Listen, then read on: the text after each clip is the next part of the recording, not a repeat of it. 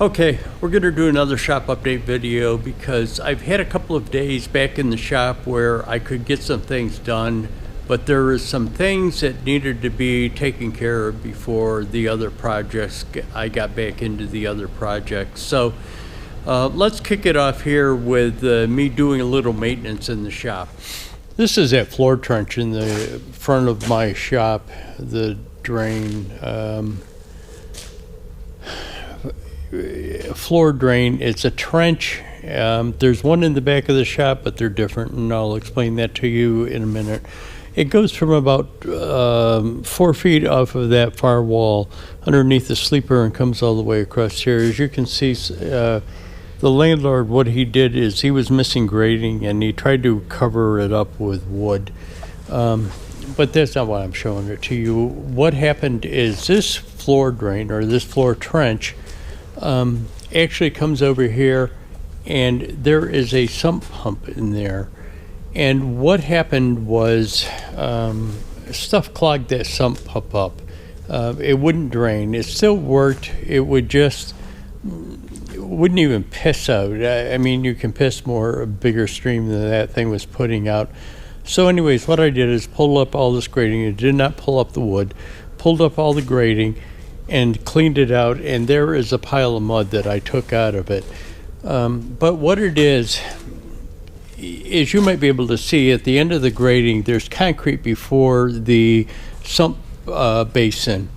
What there is a pipe that goes through there, and that pipe is raised up a little bit off of the trench bottom so that dirt and stuff don't go directly into the sump basin.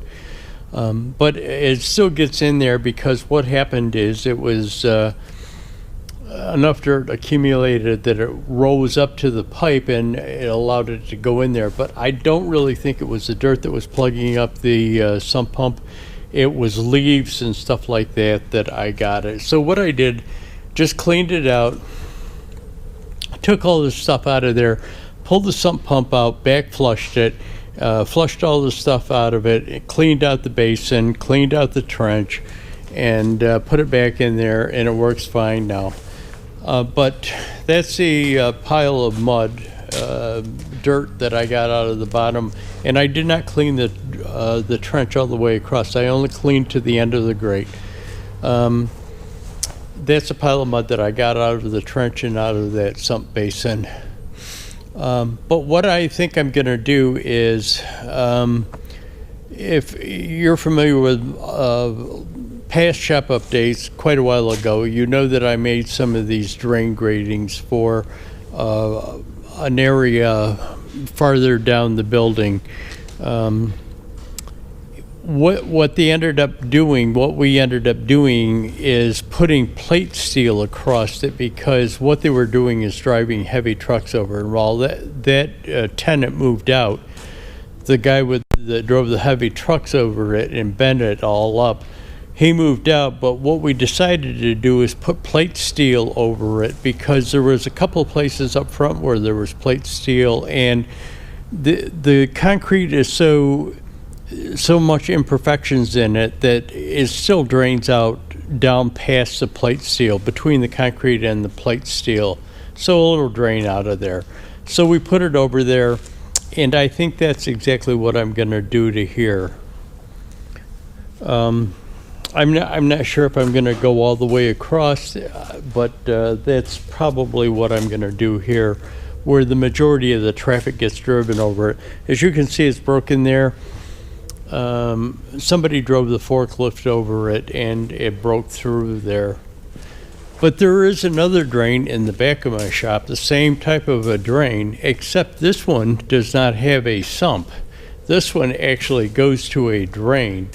So I don't have any issues with this thing or the sump basin, although this drain hardly ever gets used.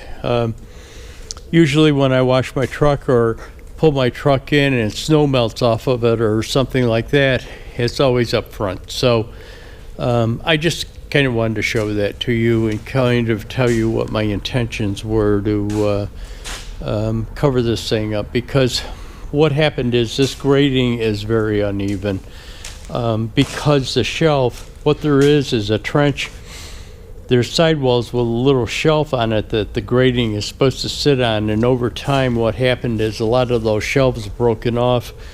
What he's tried to do is put a wooden shelf in there so that the grating would set on it, but the floor is very uneven too, so by putting that plate over and extending that plate farther on each side of the trench drain, maybe it'll compensate a little bit for that uneven floor too. Won't take it all away or cover it all up, but it will sure make it better. I'll bring it back. Okay, I'm just shooting a short clip here. It's kind of raining. These are 3 portable generators that I picked up in Long Island yesterday. It was kind of a bitch to load them because the guy didn't have a forklift truck where they were, and what I had to do is hire a tow truck rollback, and what he did is pulled them up on the rollback and then set them up onto the bed of my truck. Now he tried to set them up onto the bed of my truck at an angle from the side, and it wouldn't work that way because his rollback wouldn't extend out far enough to get up onto the side so that you could get both wheels off of the rollback. There was a gap in there. So what we ended up doing is putting them in from the back and then try and roll them up. Now, damn things are pretty heavy, a lot heavier than we're told that they are. Now, originally I was supposed to pick up 4 of them, but we could only fit 3 of them on the way that we had to load them because of that rollback. Now, if we had had a forklift, I'm not really totally sure that we still could have gotten 4 on. What we were thinking about doing is kind of setting them at a little bit of an angle, bringing one of the tires out to the edge and as far up, and then overlapping the tongues of the trailers in order to make up that space. But as you can see, it goes pretty far back. Okay, so let me just insert this brief clip here. This guy that I'm hauling these generators for, but this is what he does for a living now. He buys generators, used generators, and brings them in, rebuilds them, certifies them, load tests them, and then resells them. Now these generators he's going to use, bring in, rebuild them, and use them as rentals for people to rent these things out. But anyways, regardless of the point, he got these things from an auction, and all he had was a picture of them. So he couldn't tell. So originally, they were 12 feet. We figured that we could have staggered the tongues on them and got 4 of them onto the trailer. Well, when I got down there, and because of the rollback that we had to load them on with and not having a forklift, we couldn't really stagger the tongues of the trailer using the rollback. 2 of us tried to pick up the pinhole hitch end of this thing and just barely got it off the ground. So we knew that we couldn't maneuver these things around once we got them onto my trailer like we would, so we only brought back 3 of them. I had to leave the other one there. Now, I called the guy that had bought them, and I told him that I was going to be doing that and what the issues was, and he understood it. When I finally, after this video, and I took them down to this guy, he was just stunned at the size of these things. They are only 30 kW, but he's telling me that they're on a frame for like a 70 or 80 kW generator. He was absolutely floored by how big and how heavy these things were. So it all became very clear why we couldn't get 4 of them on and why I had so much problems loading them. So that's one of the perils when you buy something offline.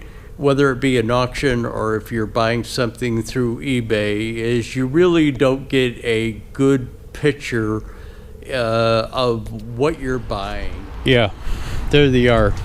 I gotta tell you, this trailer was an absolute mess yesterday, and you can probably see it from that wheel. It was, I don't know what was going on yesterday. It wasn't snowing. It had snowed the day before, but every salt truck in the world was out. When I got down to Long Island, this trailer was just pure white. All of the chains were covered with salt. All of the binders, they were white. You couldn't even see the yellow on the binder handle. So I've got to get it rinsed off. You can still see, even though it's been raining for probably about 8 hours, you can still see that there's white, like on the toolbox covers and stuff. It was just terrible. There's more of it there. And on the front of the dunnage rack,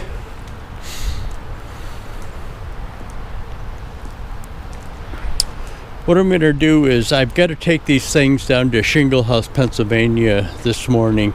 So what I'm going to do is going to hook up the trailer and pull it out in the front of my shop and just kind of hose that stuff off a little bit just to get it off of there. And then probably what I'll do is put the trailer out behind the shop and like I normally do, and clean it up if there comes a good day. I'm not sure what the weather's supposed to be like. Again, it's about 34, 36 degrees right now, and it's raining, so at least some of that salt's getting off of it. Okay, so I've got the trailer out here behind the shop, and in a shop update quite a while ago, I showed you when I had the mag drill and I was working on the haul truck, I had drilled some holes in here for more lights to be added to it. And there are those little 3/4 inch like button type lights like these. So I had drilled those holes. Well, today what I did is I went down and bought the lights. And here's one of the packages that I opened up because I wanted to, when I had that mag drill, the only bit that was in there, the hole that's supposed to be for these lights is 3/4 inch. And the only bit, annular cutter bit that was in with the hole saw kit or the mag drill kit was 11/16. And you can't really fit this in there, so it's got to be enlarged. The holes have got to be enlarged to 3/4. So I've got to get a bit for that, put these in here. One of the problems though, when I went and bought these things, and then I went and bought them at a trailer supply place, Truck Light, they're a good brand. They have these bullet connectors on these things, and I said, listen, I need the female adapter because I'm adding lights to it, so I want the adapter for it. They didn't have any, and he looked it up in the catalog and he says, I don't even see where Truck Light makes these female connectors for these bullets. So I've been searching. I can find them on the internet. I kind of wanted to buy them locally so that just to give local business. And again, that's kind of why I bought it from the local trailer supply place. So the light to begin with is I kind of wanted to give some business to the local retailer. I could have probably bought these on the internet a lot cheaper. You never know where you're going to have them made. I don't even know where these things are made. Okay, so subsequently to this clip, I looked at the package, and ironically, these truck lights are made in the USA. Not only are they made in the USA, they're actually made about 60 miles from where I live. Never knew that. But anyways, then I was talking to somebody this morning and told them that, these lights, they're made in Faulkner, New York. And he says, oh yeah, I heard about that. He says, it was on the news the other day that they're going to close that plant by the end of the year, 2020. And I'm thinking, yeah, here goes another American business. When people are trying to patronize local businesses and buy American products, here's another plant that's closing down. And I'm not sure what they're doing, but they're probably going to move their facility overseas, start making it in China or something like that. But anyways, ironically, it was made very close to me, but it won't be after the end of the year. But again, sometimes you get Chinese shit and it's good. Other times it lasts for an hour and breaks. Or it doesn't work at all to begin with. So I'm in the process of going to be doing that. I just got to find the other connectors, the female portion of the connector for it. Again, I could probably get them on the internet, but I wanted to really be able to give local auto supply stores. I deal a lot with Napa. I'd like to be able to give my local supply store some business. Got to wash the trailer up. Okay, so I had shot that clip earlier this morning about the trailer and adding the lights to it. What I did is I went to Napa, and Napa didn't have them in stock, and they had a hard time actually even locating them. Now, he had a truck light catalog and another electrical catalog, not a Napa catalog, actually a truck light catalog and another catalog. And we found connectors in there, but what the problem is, we don't know the size and they don't have any locally. So, I came back and I kind of measured the size of this connector, looked on the internet, and apparently this connector is 0.181. Apparently there's a 0.160 too. So what I did is, he says, well, I can order them in, but we're not sure. They don't list the size in the catalog. I'm not sure if they're going to fit. So I went to Lowe's, and what I found was bullet connectors, but they don't list the size on them. And I held them in the package, and I says, yeah, that kind of looks right about. So I bought them. Now I bought them. They were only $2.60 a thing, a package. It looks like a 12-piece package, but what there is both male and female. So there's only 6 females in each package. And I figured for $2.60, I'll just buy more than one package and have them. Well, I brought them back here, and guess what? They don't fit. They must be the 1.6 instead of the 1.8. So I'm going to have to take them back and try and find out where I can get them to fit the 1.8. Now, they did have some other ones there for a different size wire gauge. So maybe they are the bigger ones, the 1.8. So what I'm going to do is take them back in the morning. I didn't realize how easy it was to open this package. I thought it was kind of like one of them plastic things where you had to cut the plastic to get into it. It's not. You can just open it up.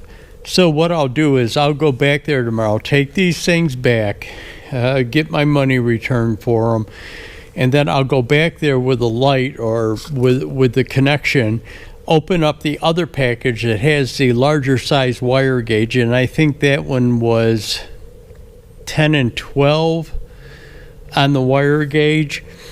Now, I really didn't want to run 12 wire. We're talking an LED light. You really don't need 12 wire for it, but I'll make something work on it. If it does fit, I will just buy them. If not, it looks like I might have to end up going to the internet to get them. But anyways, the trial and tribulations of poor marketing, not telling what the bullet connector size is, and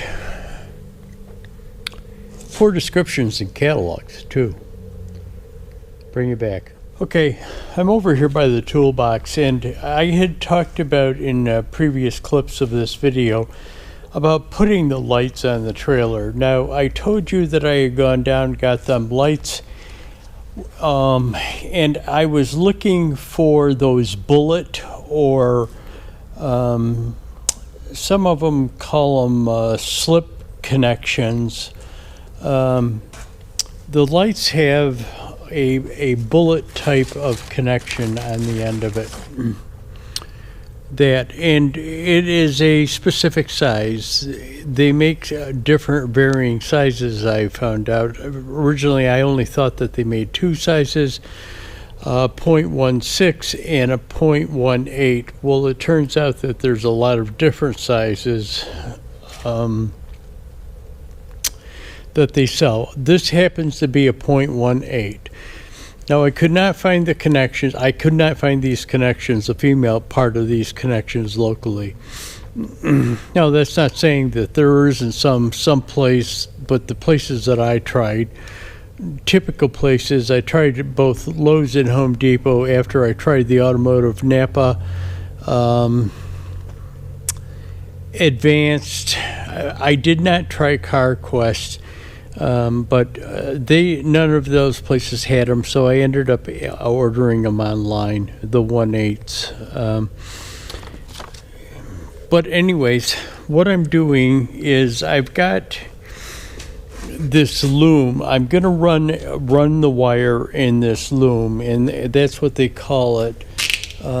They call it a split loom, and you guys will know what this is. You see it all the time in automotive use.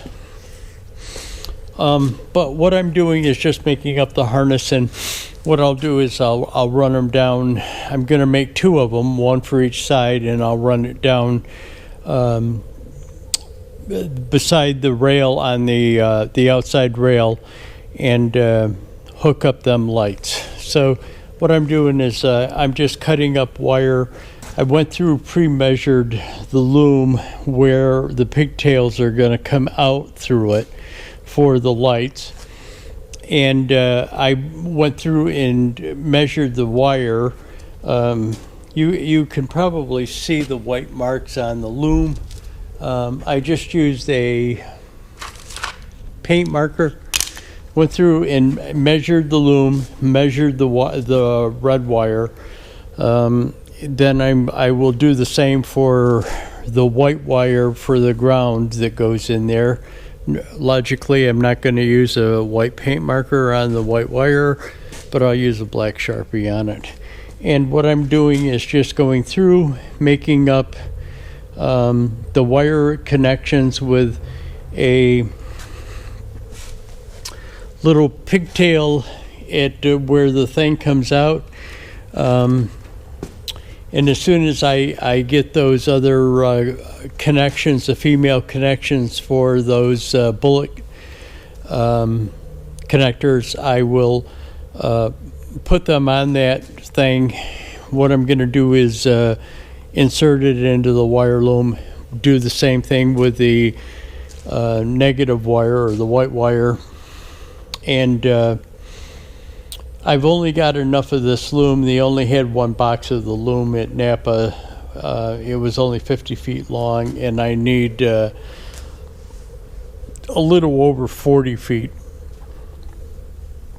for each side of the trailer. So the other box should be in either later this afternoon or tomorrow, but I'll bring it back.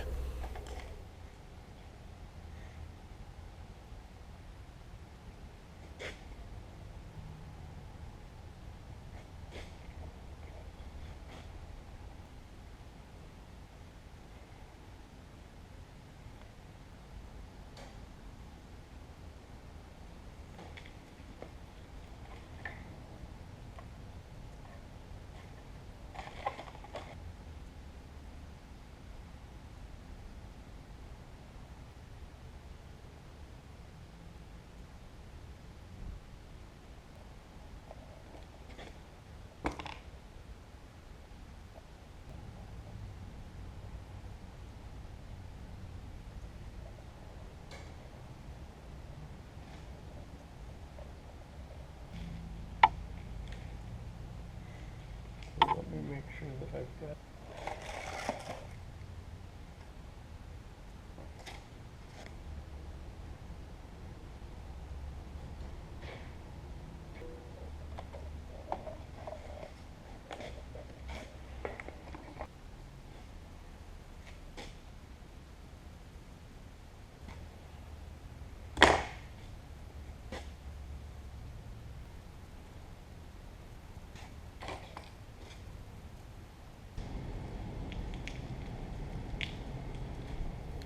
So here are those two wiring harnesses for the trailer done. This is the one, this is the second one. I had to make two of them because logically the sides are the same. Now again, and I probably mentioned this before, on the PJ trailer it was tube steel down the side and the wires were run through the tube steel. On the Diamond C trailer, it's a big channel iron down the side of it, a pretty thick and large channel iron down the side of it, and the wiring is not run there, it's run inside. So what I just did is made these two harnesses so that they go down each side along the channel. But I'll bring it back. I'll re-show it to you when I go out to the trailer.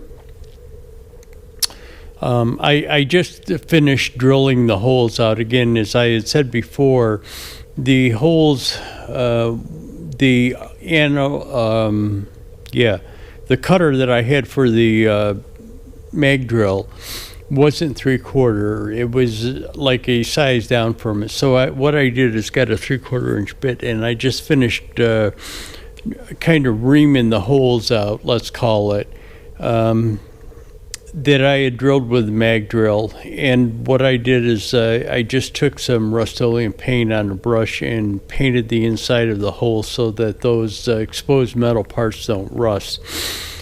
What I'll go out, it's almost lunchtime, I'll go back out after lunch and run these two harnesses down there.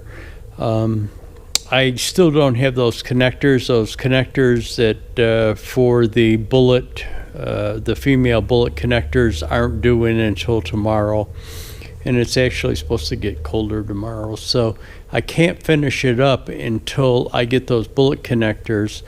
But what I can do is run these two harnesses down, actually maybe tie it in today, run the two harnesses down, stick the lights in there, and so tomorrow when it's freezing out, I'll be out underneath the trailer installing those bullet connectors onto the harness. I'll bring you back. Okay, so what I got is I've got the lights added. I just finished it up. So these little 3/4 inch amber lights are what I added to it. Now, there should have been one here, but I kind of figured because there's that marker light on the side already that I really didn't need it. So there's that side is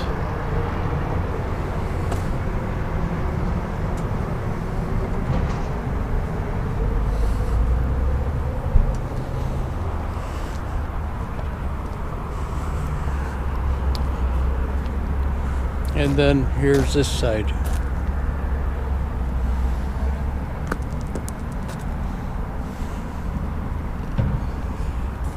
Again, didn't add one near the marker light.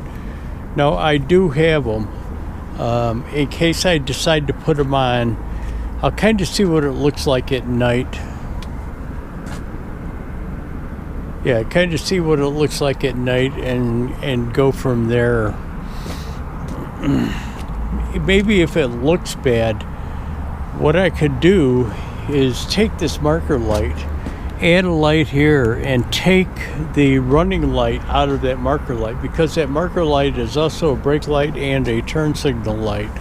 So I could probably just take the running light function out of that light and put the 3/4 inch one up above it.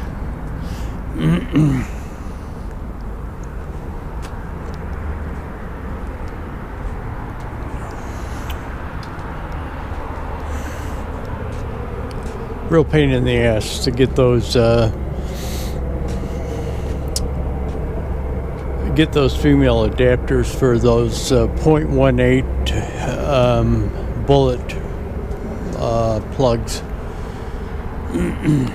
Bring it back. Okay, so I didn't show you any of the installation. It was kind of cold, breezy out. It wasn't real cold, but one of those days where you just felt cold because of the wind. So I'm going to show you a couple of pictures, 3 pictures to be exact, of the trailer with the lights on, starting over there. And again, there's 3 of them. They're not very good quality. Apparently iPhone cameras don't focus very well in the dark. So, but anyways, that's going to be it for this video. Thanks for watching, guys. Hit that like button, subscribe.